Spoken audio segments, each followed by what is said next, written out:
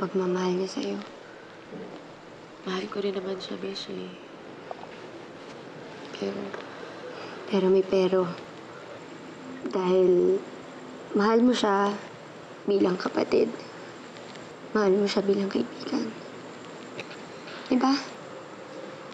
Tapatin mo nga ako. Kaya ba hindi mo kayang magmahal ng iba?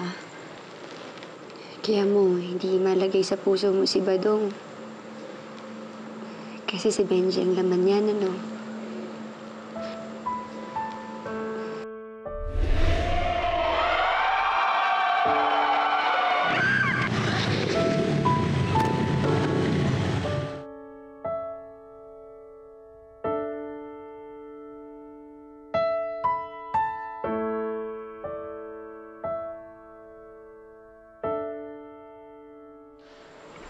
Kahit hindi ko pa rin nakakalimutan yung ginawa niya.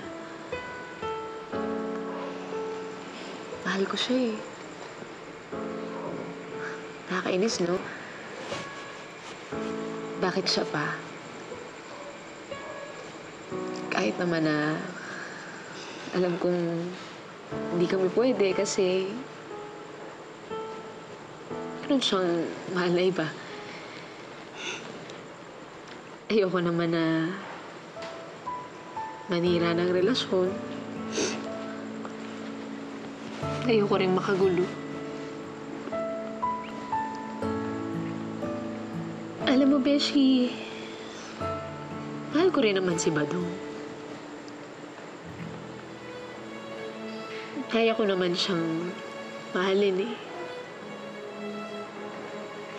Siguro, konting panahon lang. Konti lang matututunan ko din. Pero Bessie, hindi ganun yun.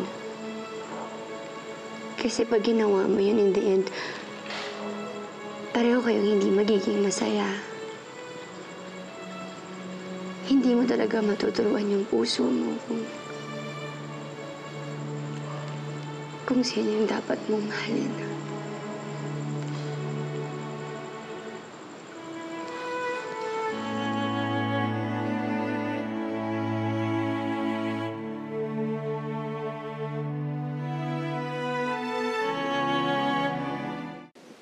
Sunshine, ano pong mas madaling turuan? Aso o puso?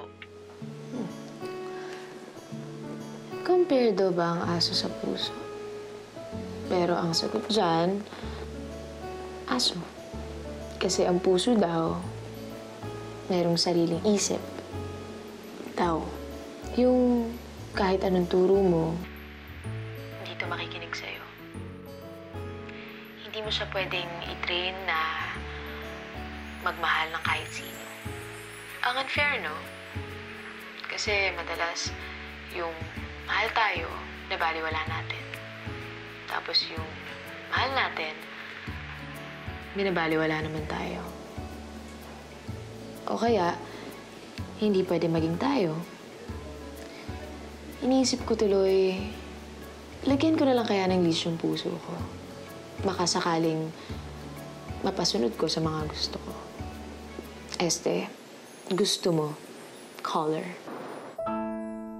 Hugot ka kanina, Sunshine. Fresh na fresh pa pala yung mga sugat na mga nakaraan. Uy, grabe ka, ha? Wala ngang sugat, wala nang sugat. Friends na sila. Friends na kayo, di ba? Pero bilib ako kay Badong, ha? Yung mga ganyang klase ng lalaki, pinapatayuan lang rebulto yan. Bakla ka, may section na nga si Badong eh.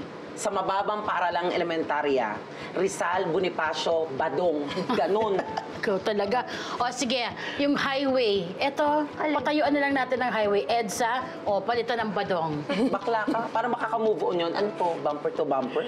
Ay, nako, puro kay Biro. Nagpapasaya lang naman tayo kay Sunshine, no? Ay, parang di naman sumasaya eh. Hindi, Bessie. Na-appreciate ko naman kayo. Anyways, eto ha. Seryoso to, Sunshine, ha? Siguro, para maka-move on talaga si Badong, kailangan makita niya na nag-move on ka rin. Yung parang pareho kayo. Wow naman!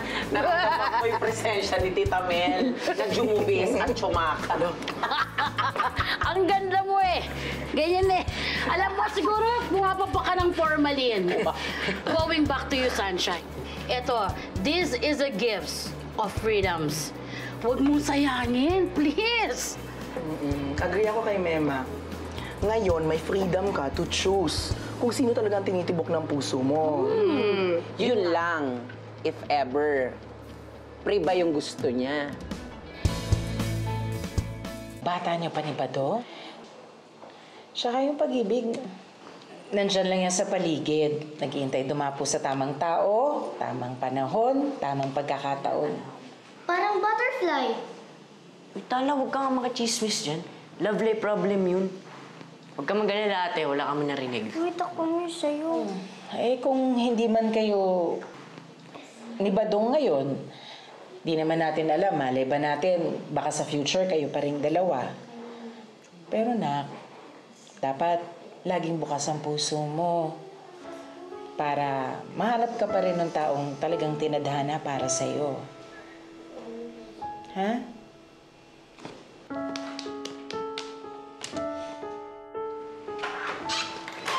Oy, mga bata! Ay, Tay! pare, sali-sali. Tay! Pasensya na, ha? Tay, Masama mo eh. Kaya parami ng inom, naglasing na naman. Ay. Hindi. Lasing. Relax lang kami. Gusto ko lang makalimutan yung pangarap. Pangarap ko, pangarap sa pamilya. Tapos wala naman. Hindi naman natuloy, pati exhibit. Exhibit. Tay! Sorry po. Tay, di ba nga po sabi ni nanay, di ba daw po tapos ang lahat? Eh, malay nyo naman po, makumbinsi pa natin itong si Mr. Salvador na i-continue yung exhibit. Oo nga, Tay. Ipapakausap natin kay ate. Grabe kayo ka-convincing power niya. May pag-aasa pa po sa mga exhibit na yan. Oh, mukhang kulang pa eh. Sige pa. Laban pa? Laban. Laban yan si tatay.